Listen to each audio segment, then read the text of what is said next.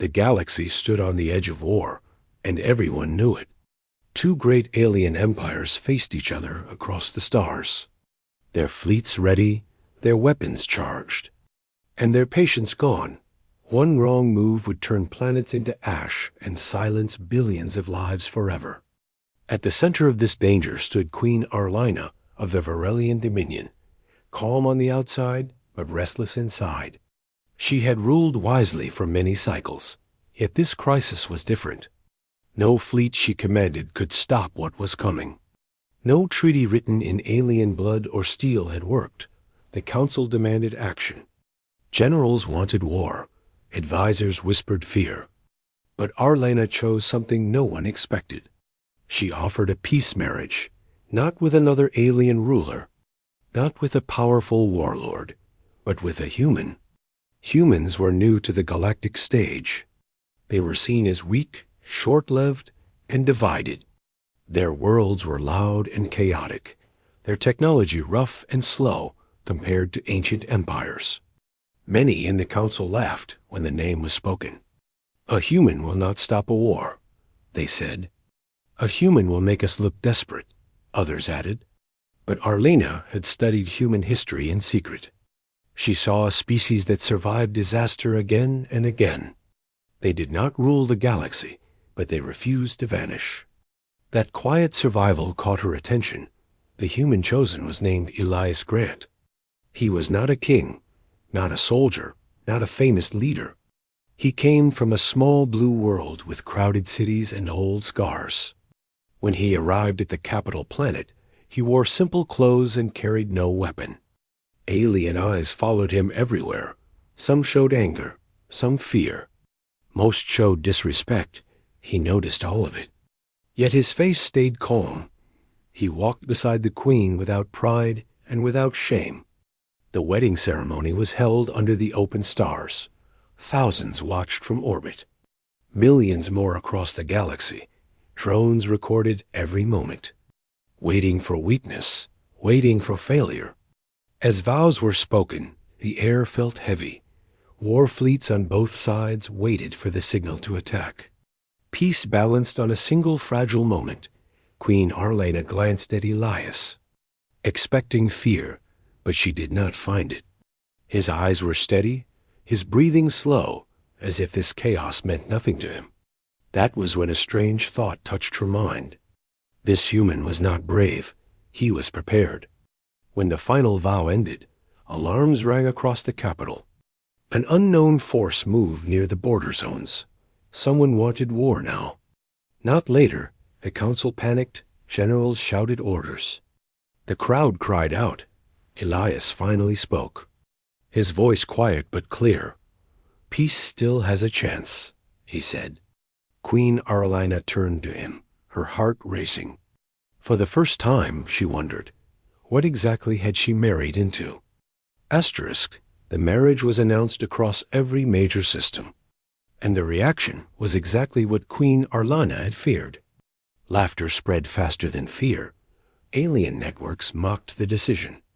Commentators called it a desperate act. And powerful leaders openly questioned her sanity.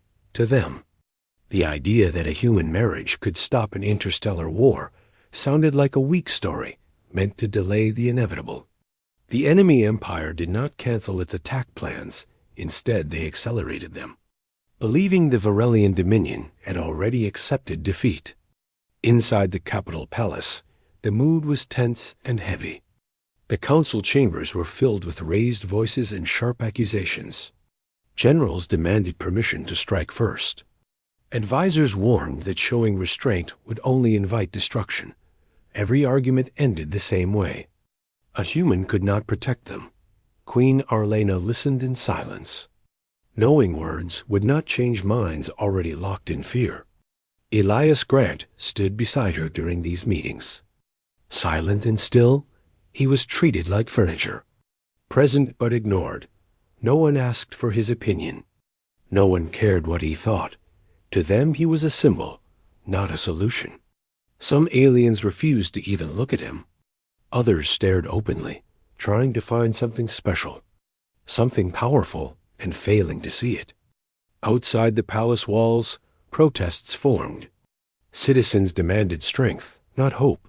They wanted fleets, shields, and weapons, not a human spouse. Holograms of Elias were displayed on screens with cruel jokes and angry slogans, calling him the weakest link in galactic history. Through all of it, Elias showed no anger. He watched, listened, and learned. Queen Arlina noticed this calm more each cycle. She expected fear, stress, or regret, but none appeared instead. Elias asked simple questions about alien culture, about history, about old wars and lost empires. His curiosity felt strange during such a crisis, yet something about it unsettled her. He did not ask how to escape. He asked how the galaxy worked. As war fleets gathered at the border, a secret council meeting was called without the Queen's approval. Several high-ranking leaders agreed that if peace failed, Elias would be offered as proof of good faith to the enemy. A human life, they believed, was a small price to delay destruction. The decision was made quietly, without honor, without hesitation. That same night, Queen Arlina confronted Elias in the private garden beneath artificial stars. She warned him that many wanted him gone, that his life was already being weighed against time. She expected fear at last, or at least anger instead. Elias smiled gently and told her that humans were used to being underestimated. He spoke of Earth's past in simple words, of surviving wars, disasters, and near-extinction events. Not as a boast, but as a fact, he explained that humans learned long ago that survival was not about strength alone, but about restraint, patience, and timing. Before Arlena could ask more, alarms echoed through the palace again. This time louder, more urgent. Enemy forces had crossed the neutral zone. The war had begun. As generals rushed to command centers and the council fell into panic, Elias placed a hand on the railing, looking toward the stars. His calm did not break. It deepened. He turned to Queen Arlina and spoke softly. "They think I am the cost of peace," he said. "They are wrong in that moment." As the first shots of war flashed across the darkness of space, Queen Arlina realized the galaxy had made a terrible mistake. The war did not begin with a loud announcement or a heroic charge. It began with silence. Enemy ships slipped through the neutral zone, using old routes that had been forgotten by modern sensors. Within minutes, outer defense stations went dark. Not destroyed, but shut down as if someone had simply turned them off. Panic spread through command centers as officers shouted reports that made no sense. Systems failed without damage, weapons refused to respond, and communication lines filled with static.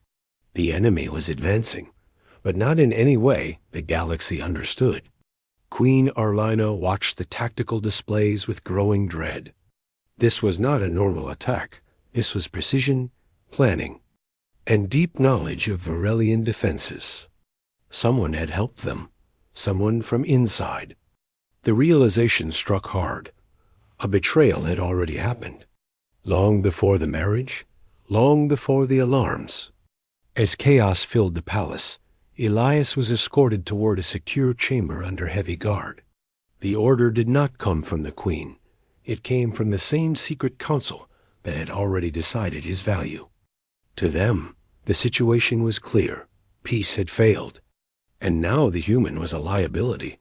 If the enemy demanded proof of surrender, Elias would be offered inside the transport corridor. Elias finally felt the shift. Not fear, but intention. He saw it in the way guards avoided his eyes, in the speed of their movements, in the silence where orders should have been spoken.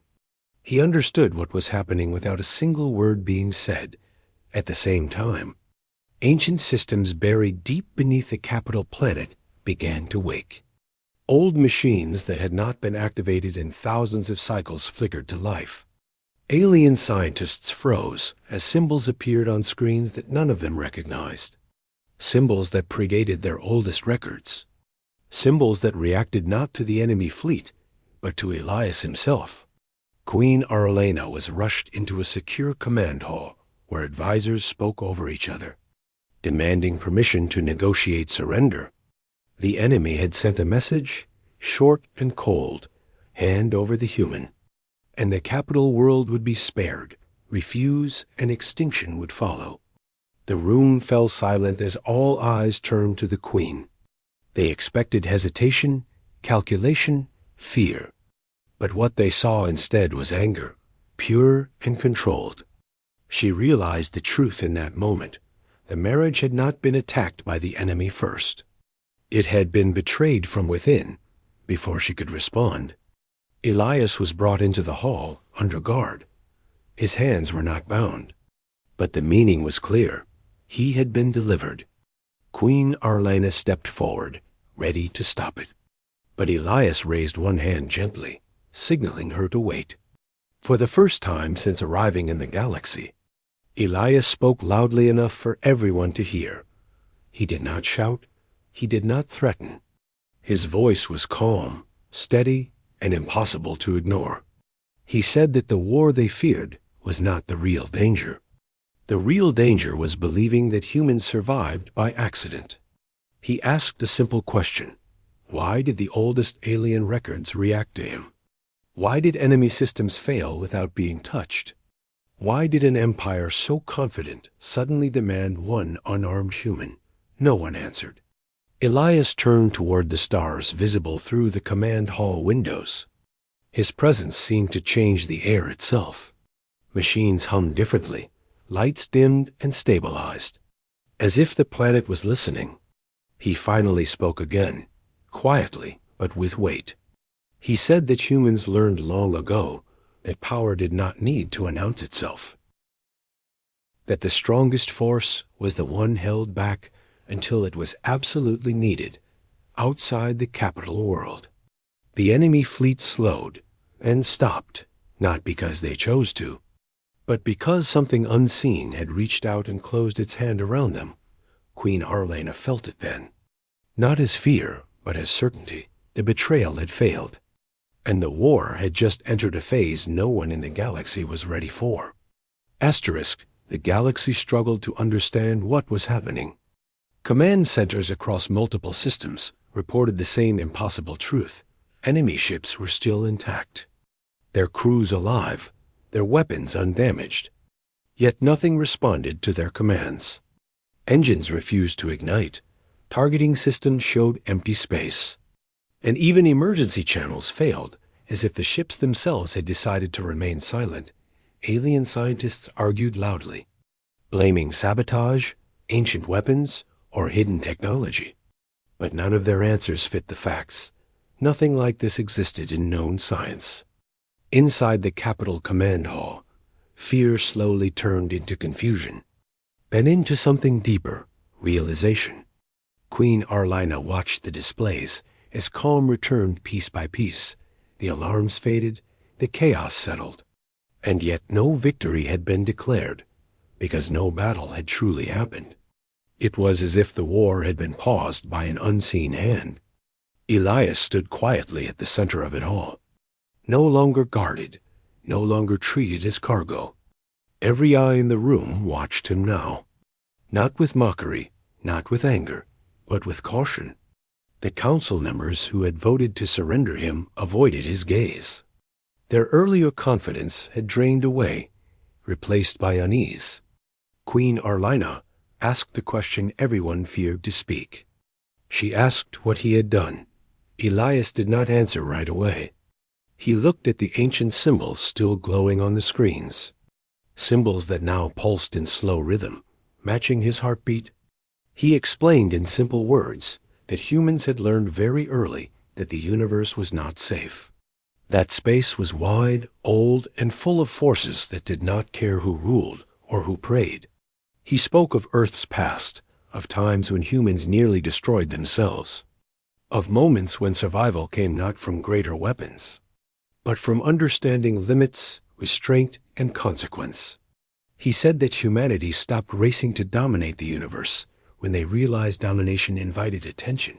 and attention invited extinction. Alien scientists listened in silence as Elias explained that humans learned how to interact with reality itself, not through brute force, but through patterns, probability, and presence. They did not build weapons to break fleets. They learned how to convince systems that conflict was unnecessary, how to remind matter and energy of older rules, rules written before empires. Queen Arila felt a chill as she understood the truth. Humans were not weak. They were careful. They did not hide their power out of fear. They hid it out of responsibility. Reports arrived from distant systems. Ancient structures once thought dead were awakening. Not attacking, not threatening, simply observing. Reacting to a signal only humans seemed able to send. A signal that said one thing clearly: balance was being disturbed. The enemy empire sent another message. This time it carried no demands, only questions. They asked who the human really was. They asked what humans wanted. Elias answered without pride. He said humans wanted exactly what they had always wanted: to survive, to protect their people, and to avoid becoming the very monsters they once feared. Queen Arlina looked at her husband then, not as a political choice, not as a symbol, but as something far more dangerous and far more hopeful. A guardian who did not seek a throne, and as the galaxy waited in silence, one truth became clear to every listening mind. The humans had never been hiding from the galaxy. They had been protecting it. Asterisk, the silence that followed Elias's explanation was heavier than any explosion. Across the capital world and beyond it, leaders waited for orders that did not come. Fleets held position. Weapons remained powered down. And entire empires paused as if the galaxy itself was holding its breath. For the first time in recorded history, war had stopped not because of victory or defeat, but because no one understood what would happen next. Queen Arlina felt the weight of that moment settle into her bones. She realized that whatever Elias had done was not an attack. It was a warning, a controlled one, the kind given only once. She asked him quietly what would happen if the enemy refused to listen. Elias looked at her with calm honesty and said that humans always planned for refusal. He explained that restraint only worked if it was backed by certainty, and certainty required demonstration. He did not speak of destruction or punishment. He spoke of endings, not the end of life, but the end of choices far beyond the capital. At the edge of the enemy fleet, something changed. Sensors began to show impossible readings. Space bent slightly around the ships, not enough to tear them apart, but enough to remind their crews how small they were. Time itself felt uneven. Orders were given but reached their targets late. Movements happened out of sync. Panic spread as commanders realized they were no longer fully inside normal reality. Alien scientists screamed reports into open channels, declaring that this was not a weapon, not a field, not a signal. It was influence.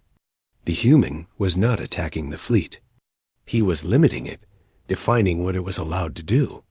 Elias raised his hand slowly, not in anger, but with precision. Across the stars, every hostile weapon system powered down at the same time. Not destroyed, not damaged, simply disabled, locked into a state that could not be reversed without human permission. The enemy empire broadcast a message of surrender within seconds. Their leaders spoke with fear clear in their voices. They admitted they could feel something watching them, something patient, ancient, and human. Queen Arlina understood then why humans were feared in forgotten records, not because they destroyed worlds, but because they could end wars without firing a shot, because they could decide when violence stopped being an option. Elias lowered his hand, and reality relaxed. Ships remained frozen, but crews could breathe again. Systems stabilized. Time returned to its normal flow. Mercy had been given. He turned to the council and spoke with quiet authority. He said this was the only demonstration they would ever see. He said humans did not rule through force, because force always demanded escalation. Instead, they ruled themselves first. The council members who had once planned to surrender him could not meet his eyes. They finally understood their mistake. They had not married weakness into their empire. They had married restraint backed by absolute power. And across the galaxy, his news spread faster than fear ever had. One truth settled into every mind. The war was over. Not because the enemy was defeated, but because humanity had decided it was unnecessary. Asterisk, the days that followed the surrender felt unreal to those who had prepared their lives for endless war. Across the galaxy, fleets slowly powered down and returned to their home systems. Border worlds reopened their skies, and emergency shelters emptied as people stepped out to a peace they no longer trusted. It was not celebration that spread first, but disbelief. Empires that had fought for centuries now faced a silence deeper than any ceasefire. On the capital world, Queen Arlina watched as foreign ambassadors arrived one after another. Not with demands, not with threats, but with careful words and lowered voices. The same leaders who had mocked the peace marriage now spoke of respect and cooperation. Their eyes often drifted toward Elias, standing quietly beside the queen, unarmed, unguarded. And yet clearly the most powerful presence in the room, the council was forced to change. Members who had planned betrayal were removed without resistance. Not by Elias, but by their own people. Trust had become the most valuable currency in the new order, and those who had nearly destroyed it were no longer welcome. Queen Arlena addressed the council with clarity and strength, declaring that peace would no longer be built on fear or secret deals, but on understanding and balance. Elias did not attend most political meetings. He spent his time speaking with scientists, historians, and ordinary citizens, answering questions in simple language. He explained that humans were not gods, not rulers chosen by the universe. They were survivors who had learned hard lessons early, lessons about power, loss, and responsibility. When Queen Arlena finally asked him why humans never revealed themselves before, Elias told her that the galaxy was not ready. He said most civilizations learned strength before wisdom, and that revealing too much too soon only invited conflict. Humans waited until they could act without becoming what they feared. Across distant systems, ancient structures that had awakened now returned to dormancy. Their purpose fulfilled, their message delivered. The galaxy had been reminded of limits older than empire and law. A formal gathering was held beneath the stars to mark the end of the conflict. No victory banners were raised. No enemy was named. Instead, a single declaration was shared across every major channel. It stated that humanity did not seek control, tribute, or territory. It stated that humans would stand as witnesses and guardians, intervening only when extinction threatened balance itself. The reaction was quiet, then respectful, then absolute, one by one. Alien leaders lowered themselves in gestures of submission, not to a throne, but to a principle, the idea that true power chose restraint. Queen Arlina looked at Elias as the galaxy bowed in its own way, realizing that her marriage had not saved peace through alliance. It had revealed a truth the universe could no longer ignore. Humans did not conquer the stars. They protected them, and in that understanding, a new era began, not ruled by fear, but watched over by those who knew exactly how fragile peace truly was. The galaxy did not change in a single day, but it changed forever. Trade routes reopened under new rules. Military academies rewrote their doctrines, and historians struggled to explain how centuries of conflict had ended without a final battle. The idea that power could exist without constant use felt dangerous to many, yet comforting to more. Queen Arlina saw this change clearly as she traveled between worlds. She was welcomed not as a conqueror's partner, but as a symbol of a new understanding. Wherever she went, people asked the same question in different ways. Why did humans stop the war instead of ruling everything? Elias answered that question many times, always in simple words. He said humans had learned that winning every fight only created better enemies. He said they had once believed strength meant control, until they nearly lost everything because of it. Peace, he explained, was not weakness. It was the hardest choice a powerful species could make, because it required patience, trust, and the courage to walk away from domination. Queen Arlena came to understand that her marriage had never been about saving her empire alone. It had been a test, not for humans, but for the galaxy itself. A test to see whether other civilizations could accept protection without submission, safety without chains. Some failed to understand at first, but most learned quickly. In time, humans became quiet advisors, unseen guardians, stepping in only when extinction-level threats appeared. They did not announce themselves. They did not ask permission. They acted, then vanished again into normal life, farming their worlds, raising families, arguing among themselves, just another species, until they were needed. One evening, beneath the same stars where the marriage had taken place, Queen Arlena asked Elias if he ever regretted revealing humanity's power. He thought for a moment and said no, because hiding forever would have meant letting innocent worlds burn. And power that refused responsibility was no better than cruelty. As the galaxy settled into its new era, one truth passed quietly from world to world, spoken in academies, council halls, and whispered among travelers.